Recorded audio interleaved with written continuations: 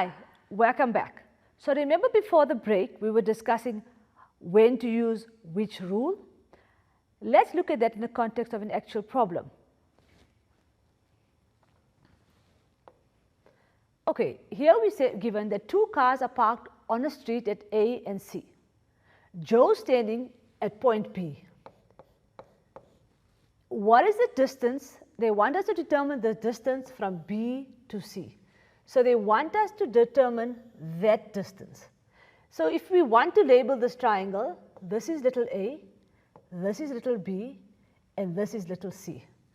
So if we go through all the steps to decide which rule to use, let's start at the beginning. Is it right angled? It's not right angled triangle. Do we have one full pair? Do we have a full pair? And if you look carefully, there is no full pair. We don't have, we've got this side, but we don't have the angle across it. We've got these angles, but we don't have the sides across it. This problem is slightly interesting because we don't have side angle side either. But what we can do is, because we're given two sides, two angles, 50 and 50, we could easily find this angle B, and of course angle B will just be 180 minus 50 minus 50, which is 80 degrees, which we'll work out in a second. But once we find B, we will then have one full pair. Then to find any of the other sides will be pretty easy by simply applying the sine rule.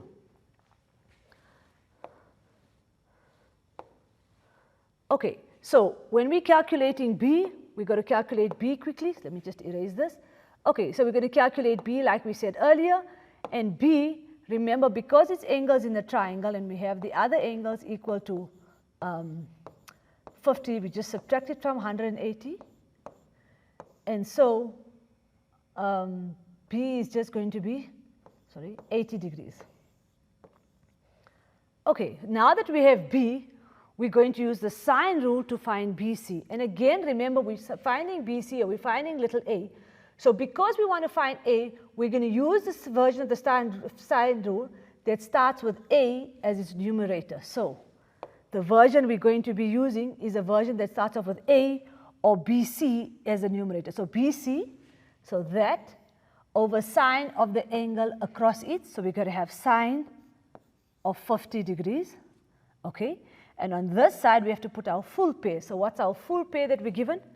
Our side is 10 meters. And our angle is now this angle B that we've calculated here, which is 80 degrees.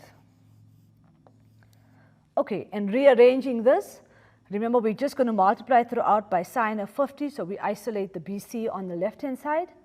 And so we're going to end up with BC is equal to 10 times sine of 50 divided by sine of 80. We've just multiplied throughout by sine of 50. Okay, put this into our calculator quickly. So it's going to be 10 times sine 50 divided by sine of 80 degrees. So our answer is 7,7786. Remember, again, we are rounding off to two decimal places. So the 0.77 will become 0.78. So the length of BC will be 7,78 meters. Okay, let's try another question, the second part of the question. They ask, what is the shortest distance from Joe to the street? Remember again, Joe was standing here. And when we discuss the term shortest distance, we're talking about the perpendicular distance from this point to this line. So basically, we can construct this line BD that's perpendicular to AC. Now remember, this is an isosceles triangle because both these angles are equal to 50. So it means that this purple line BD that we've just drawn in will divide this 10 into half. So this half will be 5 meters exactly, and this half from A to D will be 5 meters as well. So AD is 5 meters and DC 5 meters. Both of these are 5 meters. Now let's go back to the question again. What is the shortest distance from Joe to the street? So what they want us to find is they want us to find the length of BD. Now, BD is in which triangle? BD is part of this triangle here, isn't it? It's part of actually the other triangle as well, but we're going to work with this one here. It's part of triangle BDC. So it's part of triangle BDC, and triangle BDC is what kind of a triangle? It's a right angle triangle, and remember our rules say that if it's a right angle triangle and you're dealing with angles, it means you've got to go back to your grade 10 trigonometry. So which ratio from grade 10 trigonometry will we use? Remember, we've got this side which is adjacent, and we want to find the opposite side. So which ratio uses opposite and adjacent? The ratio that uses opposite and adjacent is our 10 function. So if we say 10 of 50 will equal to BD all over, so opposite over adjacent, and our adjacent one was 5 meters. So we just got to rearrange this. So in other words, BD will equal to 5 times 10 of 50, plug that into our calculator, and oops, sorry about that. Plug them into our calculator, we're going to get an answer of 5.9587, and remember, because we're rounding off to 2 decimal places, our answer will simply be 5.96 meters. Remember, you've got to put in your units there, so when you're giving your answer, your final answer, you've got to give in your units. So back to the question again. In this question, we had 2 different kinds of triangles. So because we actually had 3 triangles in this diagram here. We had a non-right angle triangle and we had 2 right angle triangles. So using our rules of when to apply which rule will help us to try and break down the problem and decide which route to take to find an angle or side as needed. Let's try one more example.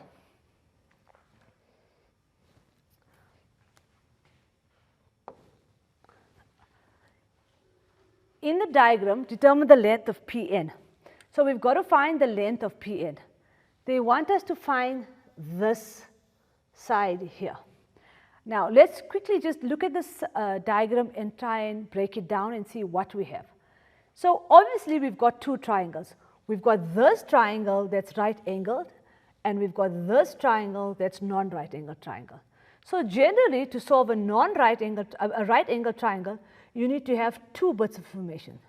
So if you look, we've got one angle and we've got one side, which means for this triangle, for triangle LMN, because it's a right angle triangle, we can use our SOHCAHTOA rules. Okay, so we can use our sine, cos, or tan rules for that one. So, but for this triangle here, this second triangle here, LPN, we're not given any sides. We're only given these 2 angles. So we need to find at least one side.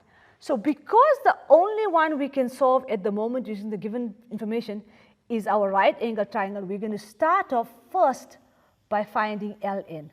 Once we found LN, we will then have one full pair to work with. Then this triangle becomes solvable. Okay, so let's go see how we're going to answer that question. Okay, so sine of 55 is equal to 34 over ln, opposite over hypotenuse. So rearranging this a little bit, we're going to end up with ln is equal to 34 over sine of 55.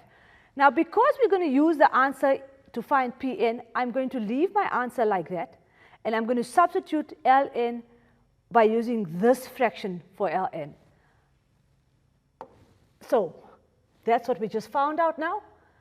And now we're going to go to this triangle here. So in this triangle here, because we want to find Pn, we're going to say Pn and we're going to say over sine of 35. So Pn over sine of 35 will equal to Now remember, we found ln, so we've got to put ln in here, right?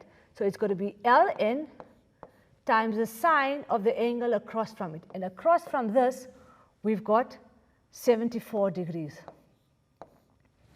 Okay, so in the second step, all I've done here is just rearrange it and multiply by sine of 35 just so I can isolate Pn on this side.